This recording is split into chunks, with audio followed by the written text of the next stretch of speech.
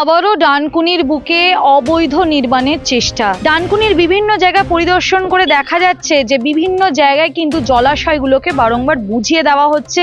সেই জলাশয়ের মধ্যে অবৈধ নির্মাণ করার চেষ্টা করছে, কনস্ট্রাকশন করা হচ্ছে, ব্যাটের মাল ফেলে দেওয়া হচ্ছে। আর এই মুহূর্তে আমি দাঁড়িয়ে রয়েছি একেবারেই মনোহরপুর মোল্লাপাড়া ওয়ার্ড নাম্বার 7-এ। সেখানে দেখাই যাচ্ছে যে যে জলাশয় ছিল সেই জলাশয়টাকে ক্রমাগত বুঝিয়ে দেওয়া হয়েছে এবং বুঝিয়ে দেওয়া সত্ত্বেও শুধুমাত্র বুঝিয়ে দেওয়া নয়, সেখানে কিন্তু ব্যাটের মাল ফেলা হচ্ছে এবং সাইডেই কিন্তু একটা কনস্ট্রাকশনও করা হয়েছে।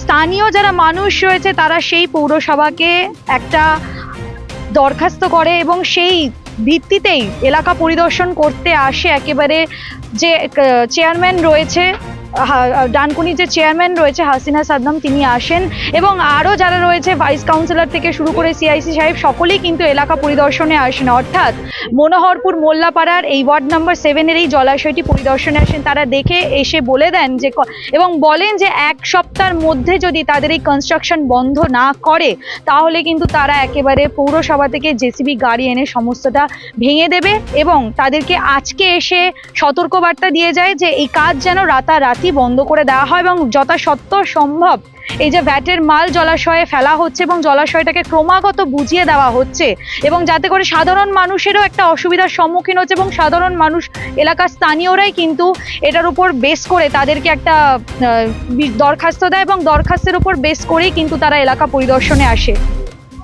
হ্যাঁ, এটা পুকুর, মানে এটা মানে এতেও লেখা আছে দলিল যে এটা পুকুর এবং জনসাধারণ সবাই মানে ব্যবহার করার জন্য। তারপরে এখানে এরা তো আস্তে আস্তে ময়লা টয়লা ফেলে এইসব ঘর বাড়ি করে ফেলছে, সেই হিসেবে আর কি আপনাদের হয়তো বলেছে। হ্যাঁ, ম্যাডাম তো রয়েছিলেন, দেখলাম। তা কি বলেছিলেন আমি সেটা শুনিনি, কিন্তু ও বলেছে পুকুরটা এটাকে পরিষ্কার করে দিতে এবং পুকুর কাটানো হবে।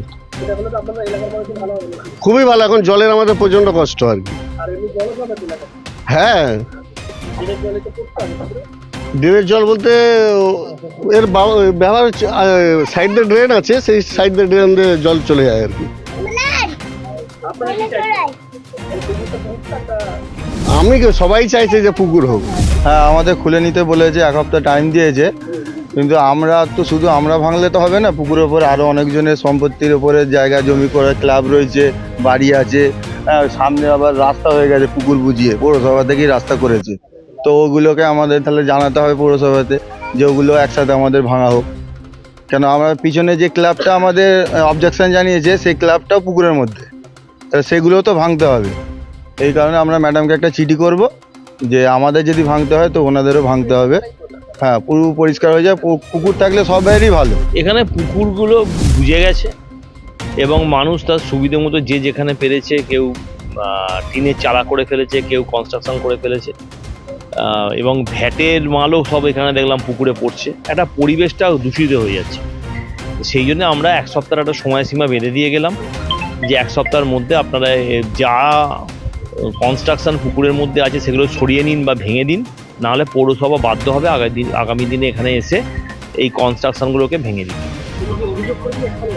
হ্যাঁ, অবশ্যই অভিযোগের ভিত্তিতেই আমরা এসেছি। ঠিক এক সপ্তাহ হাতে সময় দেওয়া হয়েছে। এক সপ্তাহের মধ্যে যে বেআইনি নির্মাণ অর্থাৎ পুকুর বুঝিয়ে কনস্ট্রাকশন চলছিল, সেখানে আবার বাড়িঘরদোর বানানো চলছিল, পাশাপাশি ভ্যাটের নোংরাও ফেলা হচ্ছিল। সেই জন্যই কিন্তু ভাইস চেয়ারম্যান বলেছে ঠিক এক সপ্তাহ সময় দেওয়া হচ্ছে।